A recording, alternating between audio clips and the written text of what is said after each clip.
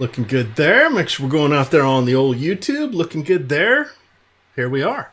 It is the NFL Live Before Lock. Your old pal Emac producing. Last time I produced, everything froze. So fingers crossed it works. I have uploaded the new version of OBS. That was one of the variables last time, and I have restarted my computer twice in the last hour, just so there are no shenanigans, Kyle. But we've got an intriguing game here. We have a nearly 2 touchdown underdog in the Denver Broncos on the road. We've got the Kansas City Chiefs at home. They do allow fans in Arrowhead Stadium. They will have, I've seen differing articles, but it's between 20 and 22%, which works out to about 16,000 fans.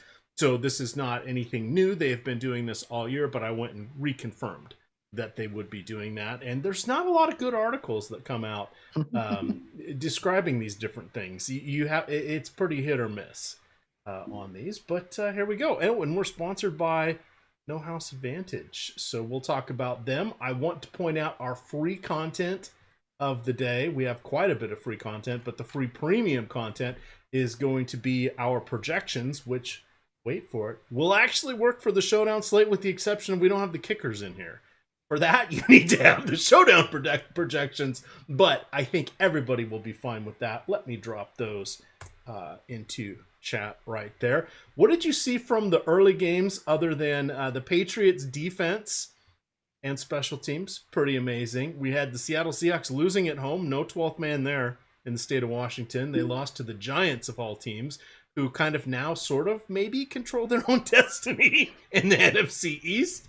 Who knows? We had Philadelphia starting. I saw Laffy's tweet. Jordan Howard started the first drive of the second half. Dude. Remember, this is Jordan Howard that, yes, played for them, but has been cut by Miami, who, by the way, had like everybody hurt. And there's like, nah, they gave the nah wave to Jordan Howard. We're all over the place. Today's afternoon games, a little disappointing.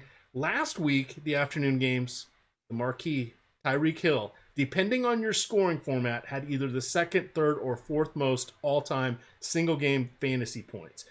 DraftKings, I believe it was the second, but they had the 100-yard bonus. That doesn't exist in most leagues. Full PPR, I think it was the third. And then in the traditional or half PPR format, I think it was the fourth best all-time. Wow. What is he going to do for an encore tonight? Do you feel like we're chasing points here? What do we want to talk about? We got an hour. We got 57 minutes left. Yeah, I mean, I don't think you're chasing points. Like, he is an every down player who gets the ball a ton from Patrick Mahomes. Is 60 points, will he probably ever top that in his career? I doubt it. I guess that'd be an interesting line to set, but given that, like you said, in DraftKings scoring, it is the second most all-time. Jamal Charles is the one player to have topped him. So are we not going to get those points? Obviously not. We're not going to get them in this game, and we may never get 60 points from him again. But are we chasing points? No, he's averaging it's in the ballpark of like 14 or 15 targets over the past few games. And those targets come with the caveat that they're high ADOT targets, and they're even less high variance than your average high ADOT targets, because they are just on a freaking tightrope from Patrick Mahomes. So do I think if you play Tyree Kill tonight, you are being a fish because you're just chasing the most recent points? No, there are reasons that Tyree Kill is able to go out and do these things. It's because he's really good, his quarterback is really good, and he throws the ball to Tyree Kill a lot. Does that mean I love him? No, I'm not actually not super interested in Tyree Kill tonight, in the sense of as disinterested as you can be on someone on a Showdown slate. I still have exposure to him, but not as much as I think the field will. All right, we got about 500 people in here. We've got people saying, talk about the games. We'll get there. But what you guys don't understand is when we go live, it takes a little while for this feed to go out to all the platforms. Some of them put ads on in front of it. So the more we talk about good stuff at the beginning, not many people are going to hear it. And unlike every other show, our Live Before Lock series do not go out on the Awesemo Podcast Network. Every other show does. So that's something you're going to want to check out. The other thing you're going to want to look at here is we have beta testing, and they call it beta testing. These are alpha projections in my mind. The college basketball and college football projections taken care of by Matt Gajeski have been amazing. Doubled up in both sports last night, have been having a nice little run here on college basketball. been well worth it. And because I don't know who the players are, I have no idea who. I was watching my alma mater lose last night. I don't know half the players anymore because trying to follow the University of Washington when you're out here in Virginia, not very helpful. New coach, new quarterback, new everything. But cashed, doubled up in basketball, doubled up in football. Just missed PGA or EPL soccer by 2 points from cashing in the tournaments there. But it was a nice little day yesterday. So just putting out all of the different content we have available here at Awesemo behind the paywall. But back to that college stuff. That's going to go behind the paywall soon. That is free for now. College basketball plays every night of the week. We are, I think, 7 days away from NBA preseason, and December 22nd is when the NBA starts regular season. They have a doubleheader or a 2-game slate heading into Christmas on the first 2 days. So definitely check that out. All right, let's move. Oops, I got a super chat here. $5 from Daniel Jones. Daniel Jones, man, I wish you would have played because somehow Colt McCoy rallied the team against my Seattle Seahawks. A little disappointed by that one. Let's get on to the good stuff here. So, mentioned it was about 2 touchdown favorite here for the Kansas City Chiefs at home. That means the Denver Broncos have between an 18 and a 19-point implied total. Last week, that's a mulligan. They flouted the COVID-19 protocols. There was a positive test. The quarterbacks were all in the same room for film sessions. Nobody was wearing a mask. So starter Drew Lock, backup Jeff Driscoll, rookie Brett Rippon, and practice squad quarterback Blake Bortles didn't play. So we saw about half the snaps went to Wildcat, to the running backs. About half went to practice squad wide receiver Kendall Hinton, who played sporadically at Wake Forest prior to switching over to a receiver his senior year. So we don't have to worry about that. So we're setting all that aside. That's going to muck up play counts, targets, and a bunch of other stuff. So I wanted to get that out up front. We have Drew Lock back. He has topped 300 yards once this year, multiple touchdowns just twice in his 7 games where he's played the majority of the snaps. Let's start here. What do we want to do? Because it's the best matchup you can get next to going against the Seahawks. Over the last 3 games, Kansas City is allowing an average of 32 completions on 40 attempts for 310 passing yards, 2.7 touchdowns, and 1 interception. Good God, they're allowing Patrick Mahomes. They're allowing the equivalent of Patrick Mahomes. It's kind of funny. Yeah, in terms of if you just have looked at stats, you should completely throw out the stats from last week. It literally was it's like the first time since the 60s or something. I think a non-quarterback has started. Like even the emergency quarterbacks have never, I think it's been like since the 60s. The emergency quarterbacks don't start. It's like they come in the middle of the game or something. So if you are looking at stats at all, simply throw out last week. I can't think of a reason that any of that would really be useful. Like maybe the wide receiver snap splits, maybe, but even then, like it's one game and it was the weirdest game possible. They were running like you said, Wildcat, and their quarterback wasn't a quarterback. So throw that out. Before that, I mean, you touched on this. Drew Lock, not very good, and like any quarterback can be good in individual game. I believe it was versus Atlanta where he had like one of the like a Millie Maker winning level week, but it was all garbage time, and that's something that I'm not generally chasing is garbage time points. The reason that Drew Lock gets you to garbage time is that Drew Lock is garbage. Like I think he has more games with fewer than 15 points than he has games over 20. He has like 2 games over 20. I think he has a negative point game early in the season too. Like he's probably just not good, and that's okay. You know, we don't have to play him, or if you want to, I think like depending on your contest, maybe there's some leverage in like playing Drew Lock, but I just think people generally gravitate pretty heavily towards quarterbacks in these things, and it makes sense. Quarterbacks score the most points. We typically project them as decent values. There's like hardly ever a showdown slate without a quarterback at all in the winning lineup. But we have to find ways to save salary, and I'm hardly willing to pay this mid price range for someone like Drew Lock. So of all the quarterbacks we could get on a showdown slate, it's very difficult for me to go to Drew Lock when we know his ceiling is almost non-existent. Like he has 1 game over 25 points on the season. He has as many negative point games. I think he has the one early in the year. And there are weapons attached to Patrick Mahomes. Like for a similar, I think it's less. I can play Sammy Watkins. Like I almost trust Sammy Watkins with 8 targets more than I trust Drew Lock at all. And it's insane because like starting quarterbacks are incredibly valuable in showdown. Like when Carson Wentz was rumored to be giving up work to Jalen Hurts, like That's probably a situation where we should have been like just fading the quote news, which was absolutely not even news, and just saying like starting quarterbacks are good way to generate points. If people aren't going to play them, we should be playing them. I think I'm going to buck that trend. I just really think Daniel Jones, and like, not that I think like his stats show that he is one of the worst starting quarterbacks in the league, both at fantasy and just like expected points added, efficiency. There's no way to frame him as a good quarterback. For me, I would rather bet on the volume he can give to a Jerry Jeudy than his own talent or lack thereof. So putting it this way, succinctly, you called him Daniel Jones. It's Drew Lock. I have him below the kickers in my rankings, but it's okay that you called him Daniel Jones because Daniel Jones put in another super chat. That's probably the Thank Freudian you, slip. Daniel. He says, I messed up. Here's my question. Let's talk about it real quick because he's put in 2 super chats. So we want to do that. Will the Chargers fire Anthony Lynn? Yes, the only question is when. Anthony Lynn, I think, is an okay coach. We're not going to have to wait until, after the season when everybody gets fired. We saw Matt Patricia get bounced. I think Anthony Lynn's going to be, he's very much on the hot seat. We've got Philly's coach. The entire NFC East should be on the hot seat. It's a disaster out there, fraught with danger, I believe, is what we want to say here. But there we are with that one. Any quick Anthony Lynn thoughts, or let's talk about the Denver running backs?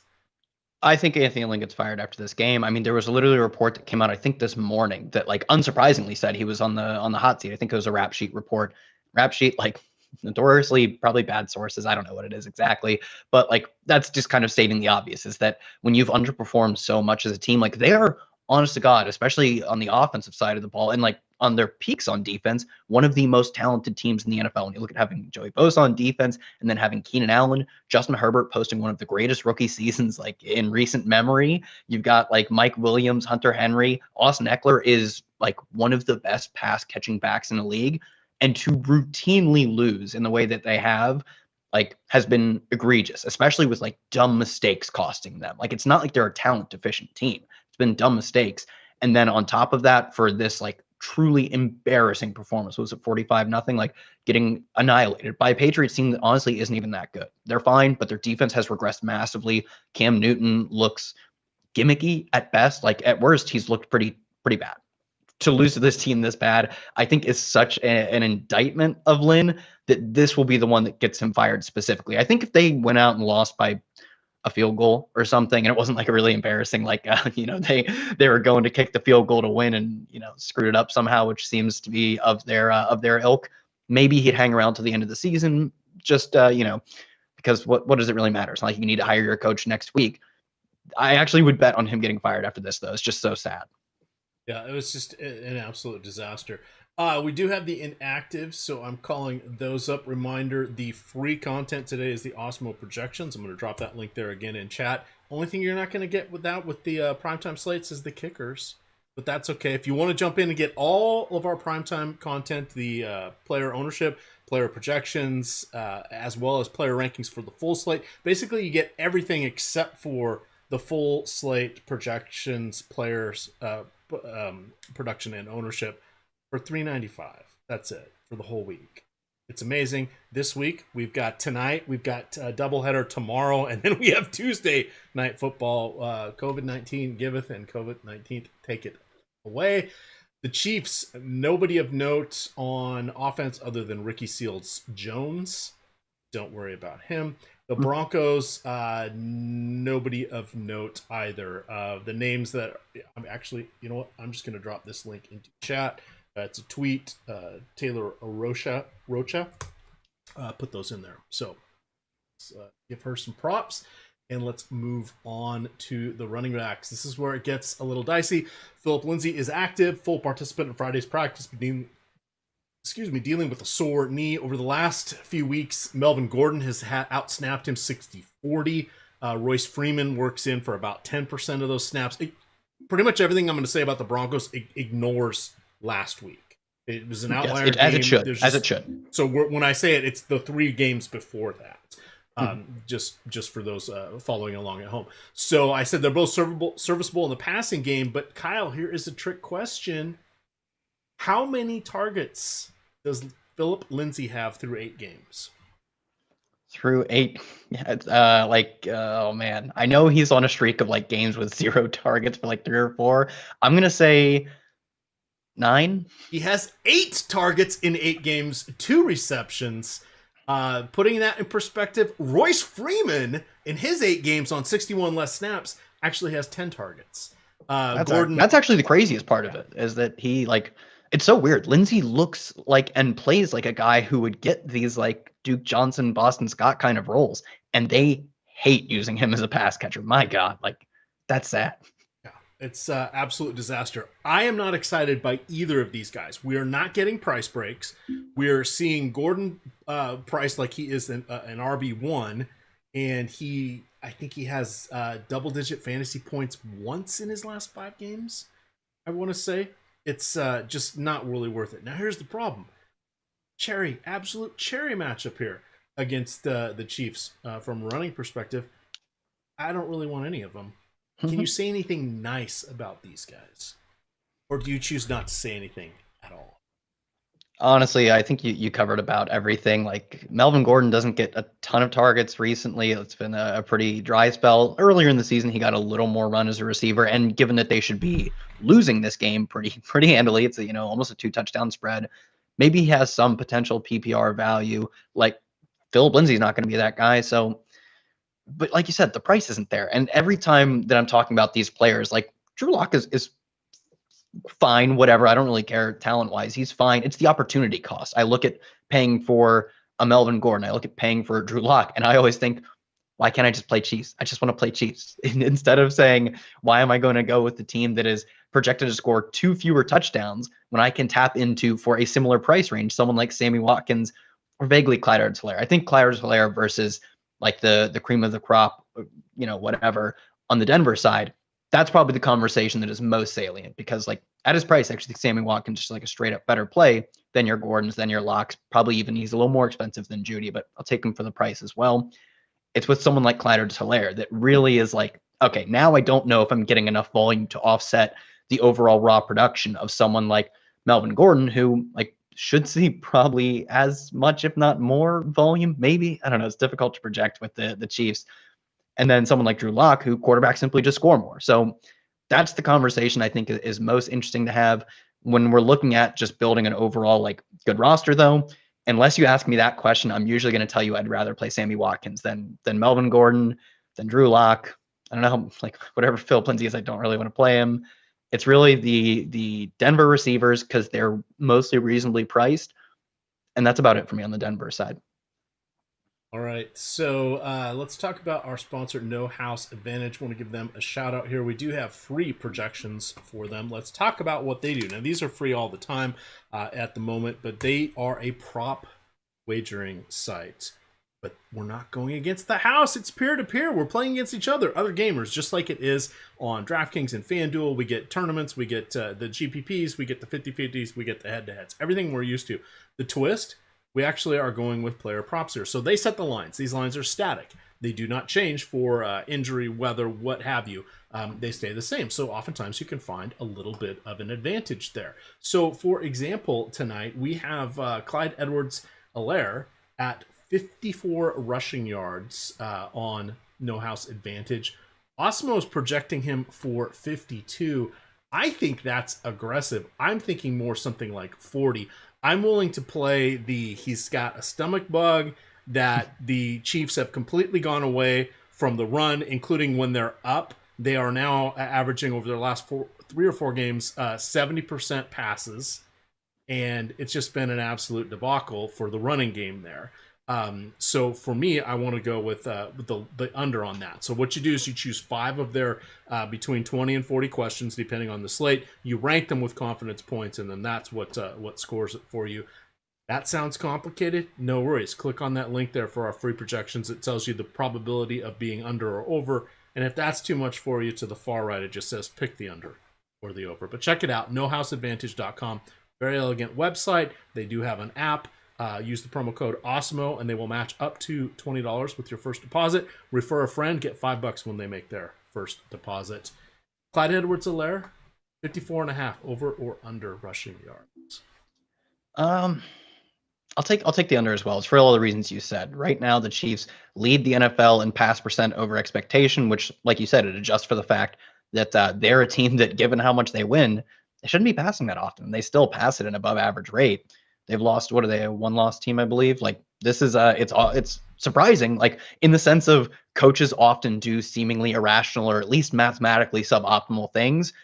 Andy Reid isn't really doing that. Like, we see him, he's like, why would I ever run the football? I've got Patrick freaking Mahomes. He's got one of the best receivers ever tailored to their quarterback in Tyree Kill. He's got, I don't know, maybe the GOAT tight end in Travis Kelce. So they pass at such a high rate, even when they are winning.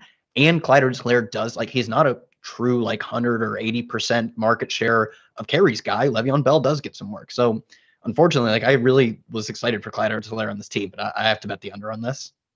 All right, now back to the games. By the way, 39 minutes to go. We're going to have plenty of time to get to everything, or I should say back to the Broncos. Wide receivers. This is actually a little bit interesting. So they lost Cortland Sutton in week 2. So that has made both of the rookies, Jerry Jeudy and KJ Hamler, to step into more significant roles. Forget last week. We're not going to include last week. But Jeudy has had 7 targets in all 9 of his games. Hamler has had 6, 10, and 10 in his last 3. And then you got Tim Patrick, who everybody kind of ignores, but technically he's the leader. He and Jeudy and Fant are all kind of close for receptions, targets, yardage, touchdowns, etc. But he's kind of the forgotten guy. And then floating around out there, you got Deshaun Hamilton, who's coming in at a discount. For me, KJ Hamler, 1,800 on DK. Very interested. I'm expecting 4 or so targets, but I'm okay with that at that price because it's going to help me get the 3 studs. Yeah, 1, 2, 3 studs for Kansas City. What would you like to impart to our audience tonight with regards to the Broncos receivers? Yeah, I think you maybe said the most interesting thing is that Tim Patrick probably is going to be, I'd imagine, the least owned. Maybe like if you don't adjust for price, like Hamler could be less owned. But given the volume he sees, like you said, it's not actually dissimilar from someone like Jeudy. Like his target share and his air yard share are a bit lower when you adjust for the games that each of them like hasn't played. But he has, like, I think it's 26 less receiving yards. He has 3 100-yard games on the season. Like, Tim Patrick is, I don't know if he's good or not, but he gets enough work to be good sporadically. And it's really not that much different than the sporadic highs of someone like Jerry Jeudy. So for the price and mostly for the ownership, I really do believe that, Jeudy being this first round prospect, who's not been bad by any stretch of the imagination this year, he's been good, especially given the circumstance of his offense being pretty poor. People are going to gravitate towards him because he's a name they know. They saw him get drafted on national television. I honestly don't even remember, like, Tim Patrick is either a rookie or second-year player. I think he's like a late or maybe a UDFA. I have no clue because I don't care. Like, I see that he gets targets and I see he's produced 100-yard games and that he's not going to be played. That's really all I need to know. And KJ Hamler, a great value. It's a little weird. He's a number 3 receiver who's super cheap, and his team is probably going to be forced into throwing a lot. Interestingly, they don't really use him like we thought he would be coming out of Penn State. He has the lowest ADOT of all 3 of the guys we just talked about. He's like just this shallow crossing guy. He's super fast. Maybe he can take one to the house on one of his, 3 or 4 targets. They just seem to be using him, I would argue, suboptimally. But at his price, I don't care about suboptimal usage. Like you said, 4 targets at a sub 2K price, perfectly fine. So I guess if I had to rank them, I'd go Patrick because I think he has like a ceiling that Hamler probably doesn't have. But for the price, Hamler becomes my number 2 and Jeudy is 3. Patrick, in his 3rd year, undrafted, played 2 years at Utah, bookended, or those 2 years bookended injury year. So, All right. Let's Noah Fant. I guess we can kind of throw him in with the wide receivers. Sure. He has, if you look at his game log, you're like, wait, I thought Noah Fant was supposed to be good. This is true lock. Sorry, Ben Rossa, who was big on lock this year with Sutton and Jeudy. Not really coming to fruition. But Noah Fant, not that exciting when it comes to the game logs. Favorably priced in that he's right around where the other wide receivers are. Popularity, a little bit less. I don't mind going to him. I want to treat him as a wide receiver. Wrapping up the tight ends, Nick Vannett has the only other tight end to have snaps over the last 3 weeks, 3 targets. That includes last week's crappy game because I wanted to give him his target from that game. So Man, I wish they had Albert Akui-Bunam still. Tore his ACL, I believe, a few weeks ago. At this point, it's like half the season ago. He was like legitimately good. He was like a good number 2 tight end. No, we don't get to have him. Not interested in playing Nick Vannett. And yeah, I actually had the exact same experience when I was trying to figure out, like, do I want to play Noah Fant? So I was like, oh, well, he's got like crazy yards after the catch ability. He's super athletic. He draws targets. Doesn't even have a 20-point game this year. Like it's like you said, it's I don't know, I feel like you're accessing a higher ceiling by playing Tim Patrick and by playing even someone who I wasn't excited about, Jerry Jeudy. Like I ranked him 3rd among my receivers. In a similar price range, I think it's 5,600 for Jeudy and 5,000, for Fant. If I have that off the top of the dome, I'm going to pay up for the receiver who's going to draw more air yards, has more touchdown equity than Fant, who simply he has like no history this season of spike games. He's fine. I don't think like any of these guys are bad plays. And because their team is the one that is projected to lose by 2 touchdowns, I do think this is where I'm going to be playing a lot of my Broncos. Like, I think anyone can tell you should be playing like more Chiefs than Broncos tonight, unless you're just trying to build unique lineups in the millie. Anything that is not like other than that strategy, that's the only lens you can say that you don't want to just like jam in Chiefs. So because of that, I'm just looking to how I can buy the most logical volume on the Denver side.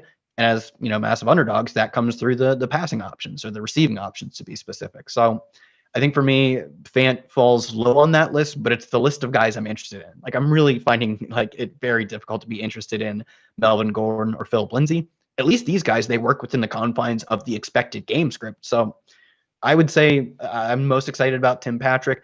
After that, Noah Fant probably falls somewhere in that Jerry Jeudy tier, even maybe a little below it. But I'm not going to be completely unexposed to him because he fits the mold of the guys I want to target, which are simply the pass catching options on Denver. And that's almost it. All right. Since week 1, how many 50-yard games does Noah Fant have? He had 81 yards in week 1, if everybody's remembering his good game. So not including week 1? Yeah, not including week 1. 3. 2, 57 and 55 are the highs. It hasn't been there. 40 receptions. Okay, respectable. Maybe not in today. You know what? Way back in the day, 40 receptions was kind of what you wanted when everybody was run back in the 80s. Yeah, that's not the case now. So 40, 435, and 2 touchdowns. Yeah. When Drew Lock has like 7 touchdowns against 11 interceptions, hard to get excited about his pass catchers. They're all in play. Really don't want more than 2 of them on any lineup, and I really don't care if I pair them with the quarterback or not. We'll talk about rules when we get there. 32 minutes left. Please hit that like button and the subscribe. That would help us out as we march towards 50,000 by the end of the year. We've got about, 1,100 or so people in here. We got 32 minutes to talk about Kansas City Chiefs, so let's wrap it up. Let's transition with the defense. Patrick Mahomes been sacked just 3 times in his last 4 games. He has 2 interceptions on the season. Wow. Denver, 7th in the league with nearly 3 sacks per game. However, 3rd lowest takeaway rate, just 1 per game. Not really excited. You're getting a little bit of a discount on DraftKings. Not really excited. Mahomes not getting sacked. Mahomes not throwing interceptions. Talking about Mahomes, so I said back in week 7, he had his worst game of the year against Denver. Denver must be a good defense, right? He only had 200 yards, 1 touchdown. Wait a second, Kansas City won 43-16? They had a 50-yard interception, a 102-yard kick return, and backup Chad Henne ran one in? Yeah, not going to worry about the previous matchup here. Since then, Mahomes he must have been inspired by that. In the 4 games after that, he's averaging 399.5 yards. He has 14 touchdowns and 1 interception. Oh my. Dude, Mahomes is how do you follow that lead in, Kyle? Dude, Mahomes is so freaking good. But I think it's really interesting what you said is like, this is more football thing. I mean, it applies to the fact that I'm not like, I don't think you should play Denver defense. But he does, like you said, he simply does not take sacks and he doesn't throw interceptions. And even though I agree this defense is probably an above average defense, sacks are most inherent to the quarterbacks because a quarterback always has the decision of, do I throw the ball away when I see pressure coming? Do I throw into a tight window or do I try and evade the pressure? Mahomes like just makes perfect throws into tight windows. Like he is like doesn't have any flaws. Like he's the closest thing to a flawless quarterback since like peak Peyton Manning, really, who was a guy who didn't take those sacks and he didn't throw those bad throws either. He just made the perfect decision on every play. So because of that, it's not like when you look at someone like Russell Wilson, who his floors are significantly lower, even if the ceilings are probably in the same range, his floors are lower because he throws interceptions at a higher rate and he takes sacks at an absurd clip, not just above Mahomes, but at like a very high clip. So I'm always like this, even this, like this main slate we just got off of, I was okay playing Giants defense, and that worked out because I know like he's not infallible. Mahomes is like not awfully distant from infallible. So really no love for the Denver defense. And yeah, like you should be playing a lot of Mahomes. I think the only real question is, can you afford to get him in your captain slot, or are you just playing him as flex? Yeah, and that's going to be the tough question. We'll get to that. I just dropped some $1 contest there on DraftKings head-to-head for the Showdown slate. You're going to hear what my lineup is, but if you want to take those, jump on in. Username Emac. Been on there basically since the beginning. Don't need numbers after my name because I've been around forever.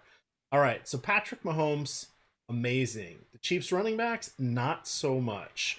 Let's get here. So I say Denver has the shaky run defense, 19th in Football Outsiders DVOA. 10 different running backs have compiled at least 70 combined yards.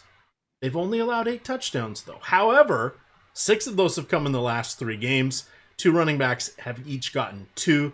That was, let's see, Latavius Murray, Josh Jacobs, and Devontae Booker.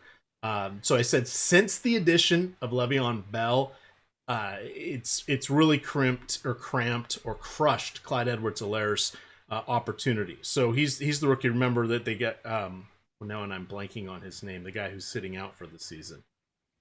Damian Williams. Thank you, Damian Williams. I was like, yeah, there's another Williams. It's not the same. It's not Darrell Williams. It's Damian. So Edwards-Helaire was on pace before Le'Veon Bell showed up for a 1,000-yard season. That is no more.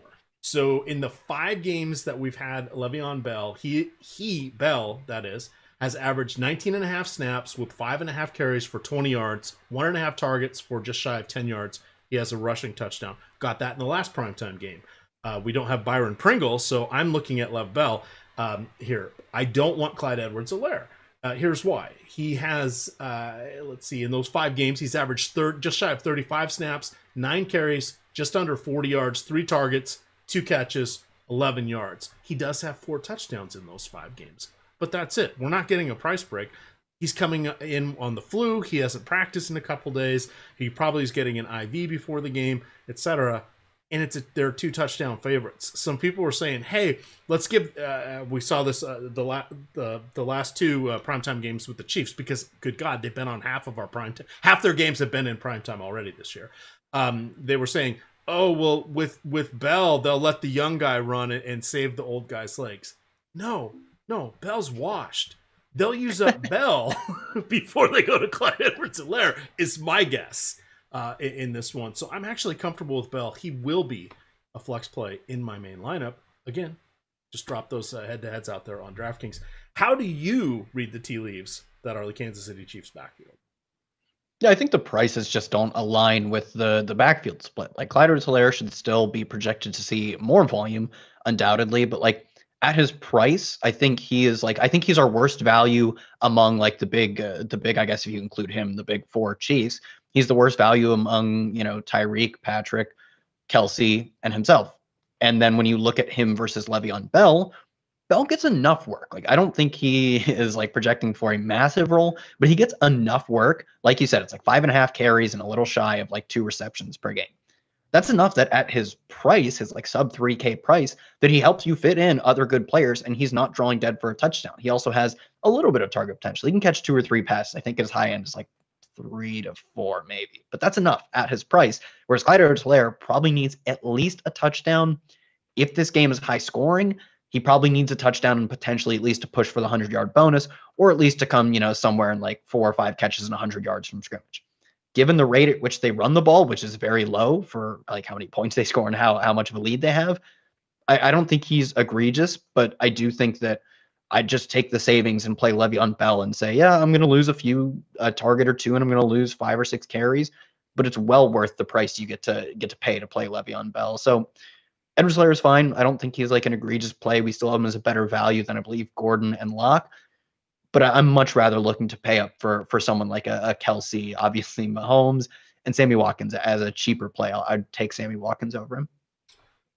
All right. Now, the wide receivers. We've got a lot to talk about here because the quarterback, Patrick Mahomes, makes everybody live for touchdowns. So last week, Tyree Kill had 203 yards in the first quarter. Wow. That's quite amazing. He ended the day with, as we mentioned, depending on scoring system, DK I think was the second highest all time because they had the 100-yard bonus. Full PPR, I think it was the third best, and half PPR, I think was the fourth best all time ever in fantasy sports, going way, way, way back in the day. So he ended the day with 15 targets, 269 yards, and 3 touchdowns. Wow, that's pretty awesome. What is here this year that was not last year? The volume. In his last 5 games, 15, 14, 18, 6, and 10 targets. Love, love, love some Tyree Kill. You've got Sammy Watkins, who's missed 4 of those games. That's important to note. However, I think there's a burgeoning, a special connection now with Tyree Kill and with Pat Mahomes. Sorry, Mrs. Mahomes, Patrick Mahomes. So Watkins, I like. I think it's a showdown slate. Nobody goes overlooked, but I do like him. We've got Demarcus Robinson, who's going to play a bunch of snaps. Mecole Hardman, they're going to have him out on the field a few times and throw the ball to him a couple times, but he's back in the kick return world. Not going to get as many snaps, but he just missed on a monster touchdown in his last game. I think it would have been like 80-plus yards. What do you want to do with these guys? And then, Travis Kelce, the tight end. Do you love how announcers always say that? Travis Kelce, and then the next breath, the tight end. Do you realize he is 9th in the league with 98 targets? That's only 3 behind Hill. His 7 touchdowns are 9th overall, and he is tied for first amongst tight ends. Robert Tonyan just pulled ahead of him earlier today. Jonnu Smith did not play. His 88.9 yards, 4th overall, behind only Devontae Adams, DK Metcalf, and his teammate Hill. We've got to count him amongst the wide receivers. What do you want to do with the pass catchers here? Yeah, I think everything you laid out is like stuff I pointed out in my article and reasons that you should be looking specifically to play Travis Kelce over Tyree Kill. Like given the ownership we're seeing, which right now, let me see if I can pull up our ownership on our the top Showdown plays tool. It is a very massive projected gap between Tyree Kill and Travis Kelce, like 8%. 8% on a Showdown slate is a lot. Like you're getting a massive increase by going up from Travis Kelce to Tyree Kill. And not only are you being forced to play the more popular play, you're not being forced to, but are you playing the more popular play? Like our value projection on them is essentially the same. It's within 6/100ths of a point per dollar, whatever, 1,000 points per dollar or whatever, $1,000 per point. Don't know. So I think at that point when their projection is so similar, when like the yardage, like you said, like Travis Kelce has still been producing incredible yardage. He's only averaging, I think it's like 0.27. What was like 3 divided by 11? I think it's 0.27 targets per game fewer than Tyree Kill. And he gets more work in the red zone slightly. I think he has like 1 or 2 more targets in the red zone this year over Tyree Kill. At that point, I'm perfectly comfortable saying I'm just going to take that 8% ownership and the savings it gets me and roll with that. So of all the pass catchers, he's probably the one I have the most exposure to at the captain.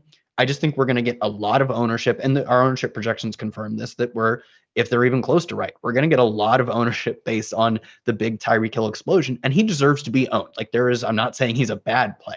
I'm just saying that given the ownership, you're going to be able to build more highly leveraged, more unique lineups by playing Travis Kelce, whose points per dollar projection is no difference, the exact same essentially as Tyree Kill. His volume this year, like looking at just targets and red zone opportunities, essentially the exact same. So if they're going to project very similarly, I still think obviously Tyree Kill with the air yards ends up having a better projection. But when you adjust for the price, I'm always going to take the ownership savings, especially when it's not just like a 1 or 2% gap. There's a pretty sizable gap we're talking about between these two. So Travis Kelce, like my favorite probably overall captain.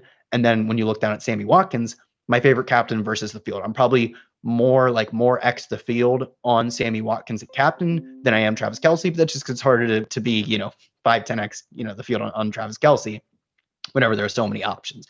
So Sammy Watkins simply is going to be on the field for the dropbacks of Patrick Mahomes at probably a 75 to 80% clip. He was at about 75, a little over 75% in his first 4 games before he got injured. Then he came back and ran a route on about 73% of the Patrick Mahomes dropbacks.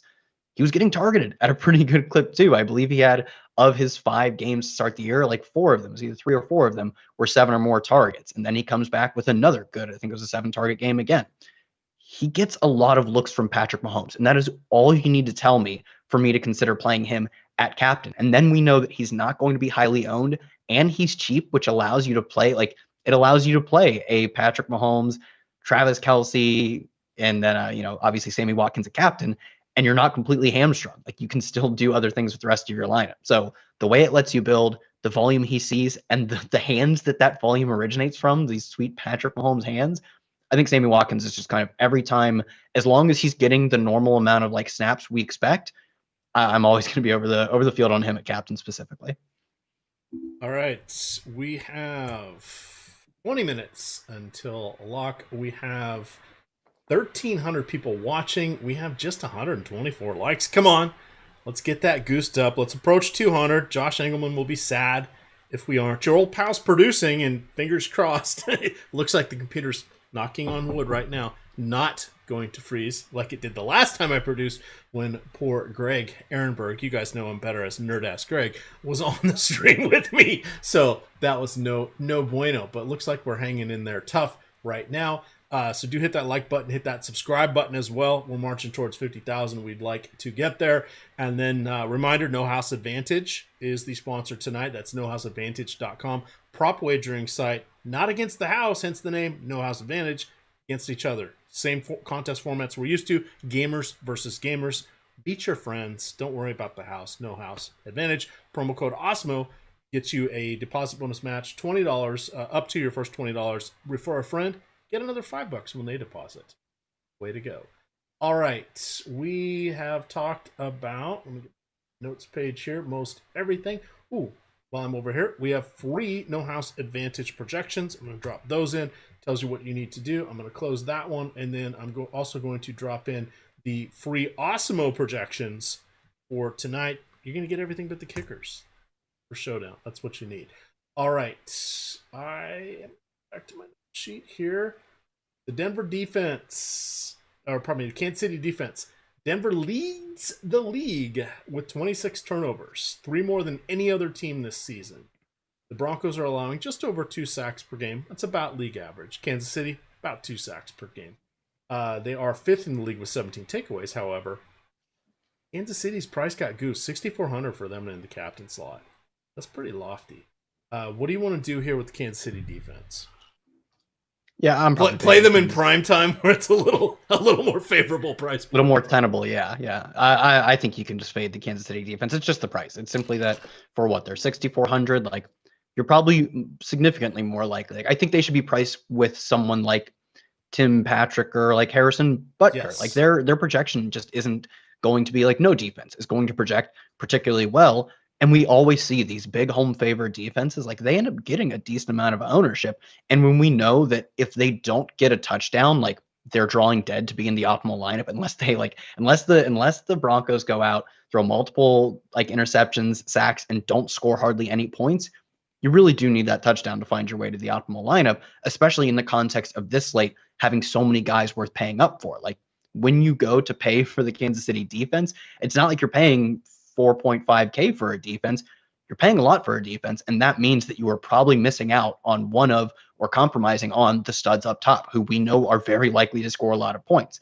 So if we didn't have, like, if this was a slate where we had 1 or 2 studs and an expensive defense, I think it would make some amount of sense to consider playing defense. But the opportunity cost is so high when you play a defense here, and we know their ownership is always going to be at least like a pretty baseline level of like you're just never going to get like everyone like, oh man, Drew Lock was a good matchup for the Chiefs. Like people know this. So for that reason, I'm pretty much out on the Chiefs defense. It's just their price and their odds of hitting a ceiling outcome versus the odds of Tim Patrick, Jerry Jeudy, like Noah Fant, and all the way up much closer to them, someone like Sammy Watkins hitting their ceiling outcome. I think you're far more likely to get a Sammy Watkins long catch for a touchdown than you are to get a pick 6 off of Drew Lock. And I've like talked some smack on Drew Lock. I still don't think he's like a lock. I don't think he's guaranteed. I don't think he's guaranteed to throw a pick 6. And you would really like, you'd need a far more likely chance of him throwing a pick 6 or, sack 6 or whatever for me to play the Kansas City defense over Sammy Watkins. And I just, can't do that to my boy Sammy. Fella. It's called the Scoop and Score. That's Laffy. That was my Laffy impersonation. Fella. Hey, fella. All right. We have, let's see, 15 minutes left. I see people in chat asking, is El Negro Loco part of Awesemo? He is an integral part of Awesemo, also known as the News God. Here's what, so all the news that's out there, he aggregates it all, puts it out there in our premium Slack channel, and then gives us the alerts if it's really important. Somehow he was doing League of Legends. I didn't realize there was breaking news for League of Legends, but the News God definitely earned his moniker on that one. If you want to jump in on Awesemo, cheapest way to get in right now is the NFL Express package that gives you all content for the Showdown slates. And we've got tonight, 2 tomorrow, and then 1 on Tuesday. That also gets you access to the premium Slack, and then it gets you rankings of all the players for the main slate. It gets you the Awesemo big board. Now, basically, it gets you everything except main or full slate ownership and player projections. That's it. $3.95 a week. But getting into Slack, well worth it. We got office hours in there. You can get Alex Baker himself answering questions. It's a good time. And then, of course, you get the News God in there, helping us out with everything that is important. Let's see here. Let's talk about the rankings. I've uploaded my tiers. I'm going to upload. That was the DK tiers, not my actual tiers. That was last main slate. Last Sunday when I ran the same lineup and lost half my buy-ins. That was awesome. That did not happen today, fortunately. Patrick Mahomes, number 1. Travis Kelce, number 2. Tyree Kill, number 3. Sammy Watkins, number 4. Harrison Butker and McManus, number 5. We need the savings, both sites. Drew Lock, number 6. You want to fight me over any of those? No, I think, I mean, if you're looking at it from more of a tournament angle, I would continue to stock Tyree Kill. But yeah, you've got the boy Sammy Watkins up there.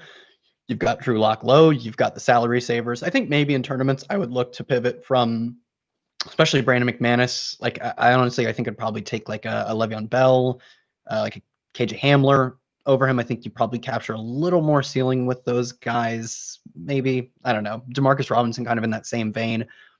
Other than that, no, I really have no qualms with that. Drew Lock was very low, which is a stand I'll be taking. Sammy Watkins is, I think you would have had him higher than the field as well. So sounds like we're mostly aligned with everything. All right. Lineup crunches. I'm going to disable that group, make another 10, and I will ask, we'll run through the rest of mine here. So Judy, Bell, Hamler, Demarcus Robinson round out my top 10. This is, again, let me put this in. So Kyle and I each do free articles breaking down the Showdown slate. So I do both teams by position, and then I rank every viable player in the player pool. Kyle then, for his article, points out a few different things. He likes to talk about, hey, this might be a time for a 3-3, a 4-2, a 5-1, what have you. It talks about leverage, talks about the ownership, etc. So 2 unique articles, similar yet disparate enough that you would want to check them out. They're both free. They're on the home pages. You'll definitely want to look at that. How are you feeling about KJ Hamler? 1,800 on DK. Liking that price a lot myself. Yeah, it's a price play. I think it's a really good price play too. I don't think there's a ton of reason to see to expect at least a Deshaun Hamilton to get a ton of work over him. Like maybe they rotate a little bit. Like Hamler was a good prospect. They spent high draft capital on him, especially like a few weeks ago. He was really sometimes he was out targeting Jerry Jeudy. So Hamler, I think for his price alone is really interesting, and I'd probably take him at as a price play over Noah Fant, over Jerry Jeudy. For me, Tim Patrick, maybe I'd take Tim Patrick over him, but those are my 2 favorite plays. Surprisingly, I do like Jerry Jeudy as a player a lot. I just think like your volume is not too dissimilar with someone like Tim Patrick, and your price adjusted volume with KJ Hamler, like arguably is the best on the slate. It's up there at least. All right. Again, I had a couple more head-to-heads out there on the DK Showdown slate. Melissa just let me know that she got one. I believe we are 1-1-1 in our head-to-heads. You guys can jump in on that as well. I will post those on most primetime slates. This and upload it. My mid-tier guys for tonight. The KC defense, again, I want to point out 22% capacity, or 1,600 or 16,000 fans will be allowed at Arrowhead Stadium. They have to sit together in sort of family and friends pods. From there, Melissa points out it's 2-1-1, her favor. So it'd be 1-2-1. I almost said that. I swear it's actually 2-1-1. Yeah, all right. Way to go, Melissa. So I got KC, Tim Patrick, Noah Fant, CEH, and then Melvin Gordon, but I really don't want the latter two. How do you like that mid-tier? The bottom tier, the Denver defense. I said not much upside. Keep in mind that -4 is the worst you can lose for points against.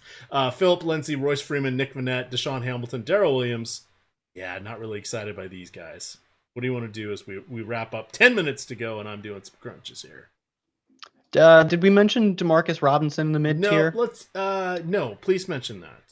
I think Demarcus Robinson is probably in that Sammy Watkins vein, where he's going to be, at least last week, he was on the field for a few more snaps, actually, a few more routes run specifically than Sammy Watkins. I'm not sure we expect that to be exactly the case. And even when he is on the field running routes, his targets per route run are not quite the same as someone like Sammy Watkins, definitely not the same as a Tyree Kill or Travis Kelce, but he is on the field a lot. Like, he has clearly separated himself as the number 3 receiver at worst. And he, like I said last week, he actually ran a few more routes than Watkins, but he separated himself as the number 3 receiver at a minimum over Mecole Hardman. All you have to do is tell me you're going to run a route on 70% of Patrick Mahomes' dropbacks, and I'm going to say you're at least an interesting play for his price and for his ownership. I think he's probably kind of one of the more interesting of the mid-tier plays. I'm not in love with him like I am Sammy Watkins, because we know Sammy Watkins is more likely to be targeted on the routes he runs. That's not quite the same for Demarcus Robinson, but it doesn't take a lot for Demarcus Robinson to get there. So I think in that mid-range, he's probably among my favorites, outside of the obvious plays like we talked about at the top, your Tyree Kill, Travis Kelce guys. Moving down to that mid-range, I think he probably stacks up quite nicely with someone like KJ Hamler when you adjust for the price of Hamler. And for me, Tim Patrick, I could certainly see you saying Jerry Jeudy's in this conversation as well. Which player are you terrified of not having enough of tonight? I'm not playing much Tyree Kill. I'm going to go with the volume being similar enough between him and Kelce, the ownership and the price favoring Kelce pretty significantly. And like any given slate, I am just flipping a coin, maybe even like a less than a 50-50 shot at Travis Kelce outscoring Tyree Kill. But I know that because the ownership is significantly in favor, it's not 50-50, it's greater than 50-50 in favor of Tyree Kill, that my long-term payout is going to be better when, like, if I were to play Tyree Kill, it'll be better when Travis Kelce hits by playing Kelce than it will be for Tyree Kill if you played this slate out, 1,000 times or 1,000,000 times or whatever, because of the ownership split. The price differential, the ownership differential all makes me say that I think Travis Kelce is a better play. But when Tyree Kill goes out on the third play from scrimmage, catches a 50-yard touchdown, like, I'll just hang it up. That'll be the slate. So, that's just the type of volatile nature I'm playing in tournaments, and it burns me a lot. But then when it hits at a more money laden hit than the losses stack up. All right, are you feeling sneaky captains? Is our next question here. Outside of Sammy Watkins, I don't think leverage. Nobody's sneaky. It's Showdown. Nobody's sneaky. Yeah. I think Sammy Watkins is the best captain, like best tournament captain of the slate by a pretty significant margin. Travis Kelce is a good tournament captain. It's just that people are going to be on Travis Kelce. He's way less owned at captain than Tyree Kill. He's still our third most owned captain. So I would say probably Sammy Watkins. Maybe you could run, something of I'd probably look like a 2-4 build with like a Tim Patrick, Jerry Jeudy, any of them really. I think Tim Patrick or Jerry Jeudy would be the two, given that they're not like lower ADOT tight end targets like a Noah Fant, but they still get targeted. Patrick has 3, I believe, like I said earlier, 100-yard games. If Patrick goes for 100 yards and a touchdown on like 8 catches and the Chiefs play good but don't go crazy, it's possible that Patrick playing him at captain lets you get to the rest of the Chiefs, lets you play like a full Chiefs onslaught. I don't think it's very likely. I would reserve this for very large field tournaments, but I do think it's possible for either him or Jeudy specifically to have a 100-yard game. They get the bonus, they get enough receptions, and they score 1 touchdown. Their offense doesn't even have to be that good. If they get there in that fashion, then you can still have the Chiefs put up a lot of points, and maybe just none of them have ceiling outcomes. The Chiefs spread the ball enough. that you just want to play a lot of Chiefs, but one specific cheap guy at captain, and that could be Patrick or Judy. I'd go with Patrick as a slight lean, given like adjusting for price and ownership. Judy's perfectly fine there too. I'm not going to have like a lot of these guys though. I think it's just they're possible, and the way they would let you build lineups could put you into a really good spot if they have a good game. So Patrick, Judy are probably the only two guys I'm comfortable with, like going real like weird punt plays. Outside of that, like I don't think Sammy Watkins is weird. I just think he's a good play. Kicker captain. Yeah, you could do it. I'm not doing it though. I especially wouldn't go anything other than Harrison Butker, just because his team is implied to score so many more points, like nearly 14 more points, and their prices aren't really any different essentially. So why would you take the guy who's projected to score a lot less points? Let's see. Oh, I got 4 minutes left. Let's what do you think here? Who's making one lineup? Who do you want to do? Who's your captain? Is it Kelsey? Yeah, if I'm making just like a single entry lineup, especially if we're looking at like 1,000 man, like that's usually what's left in the lobby at this point in time is just like 500 and 1,000 mans. It'd probably just be like a Kelsey Mahomes. I think you can still play Sammy in that lineup, like Kelsey Mahomes, Sammy, Tim Patrick, and I don't know, fill out the rest of the guys. Let's see. Let's put in Bell. So I can go Kelsey, Mahomes, Hill, Bell, Hamler. I got 4,200 left. Is it Harrison Butker, or do I tweak it and go Brandon McManus? I would go Harrison Butker. All right, there we go. All right, that's my main lineup. For those of you that took my head-to-heads, go. Let's 3 minutes left. Ooh, cutting it close. Mm-hmm. Let's see. Upload. Download my file. Let's see. We mentioned your terrifying guys. I'm going 10% Clyde Edwards-Helaire. That's it. I capped it. I don't feel bad about it one little bit. Yeah, I don't have much Clyde Edwards-Helaire. It's just the pass run split that this team goes for, and his split of the backfield is not great. I don't think he's a bad play, but I guess my ownership says he's also not a good play. So, right. I'm apologizing. There's my head-to-heads. There's that. Let's drop these. Let's download. Everybody laughs. You laugh now, but sadly, last Sunday I ran my cash lineup across the board. That was no bueno. It wasn't a bad cash lineup.